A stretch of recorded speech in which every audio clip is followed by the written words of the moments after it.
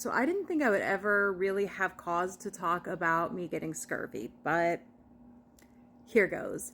Scurvy is not as rare as people think it is.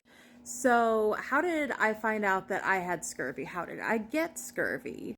In 2015, I was diagnosed with MCAS, mast cell activation syndrome. Part of mast cell activation syndrome is that you sort of like randomly develop allergy-like symptoms to pretty much anything. For me, I stopped being able to have pretty much all fruits, including citrus, strawberries, kiwis, some of the things that are like really high in vitamin C. I was also diagnosed with mastocytic enterocolitis. Mast cell activation syndrome is your mast cells sort of behaving badly. They are sort of like dumping histamine at inappropriate times, whereas mastocytic enterocolitis is too many mast cells in the like GI tract. And then on top of that, the vitamin C that I was getting just wasn't absorbing because I had too much inflammation in my intestines. I also have celiac disease, so I have a lot of inflammation and I don't absorb nutrients very well. Then after I got COVID in 2021, I got long COVID and more inflammation, and I pretty much stopped absorbing nutrients. I got a long list of nutrient deficiencies, but vitamin C is not commonly tested for. In fact, I went to 2 different physicians and asked for vitamin C testing because I researched and I figured it out myself.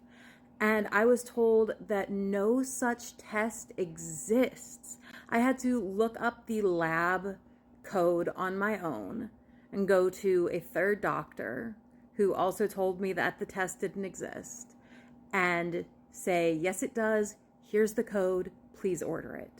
And it turned out that I didn't just have a vitamin C deficiency, I had total vitamin C depletion.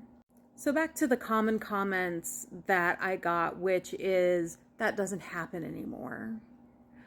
In my research, I found that on average, about 7% of people in the United States have a vitamin C deficiency. But in at-risk populations, that is people with eating disorders or chronic dieting, people who don't have access to fresh fruits and vegetables, people who live in food deserts, people with certain chronic illnesses that, like me, cause absorption issues. And looking at this from a fat liberation perspective, yeah, we are an at-risk population.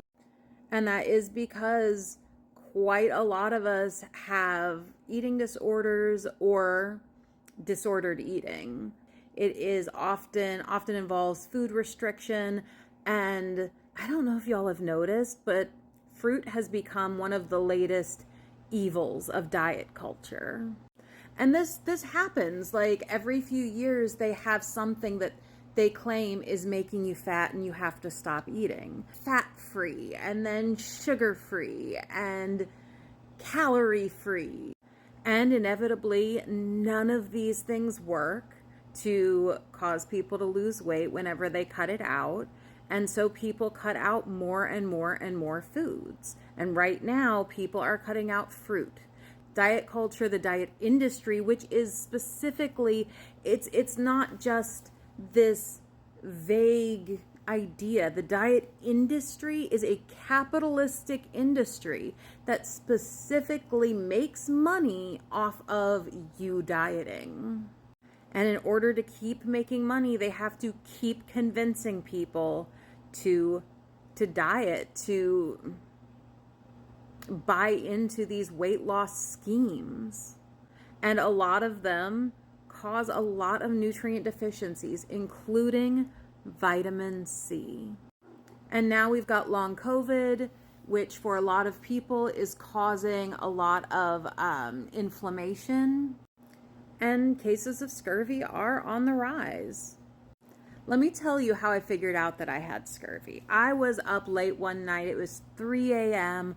I had been doing so much research. I could not figure out what was wrong with me, but I knew it was something. And I kid you not, I thought this is so many random symptoms that seem to have nothing to do with each other. And that triggered the memory of an episode of House in which the patient had scurvy because they were on a diet. Something they thought was super healthy, tons of protein, no carbs, and no fruit. So next time you think you're an expert in somebody else's medical condition or life circumstances, maybe think twice about that.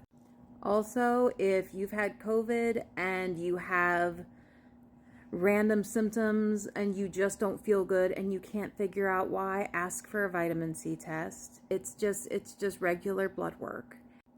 Happy December 24th. If you got an orange in your stocking, please remember to eat it.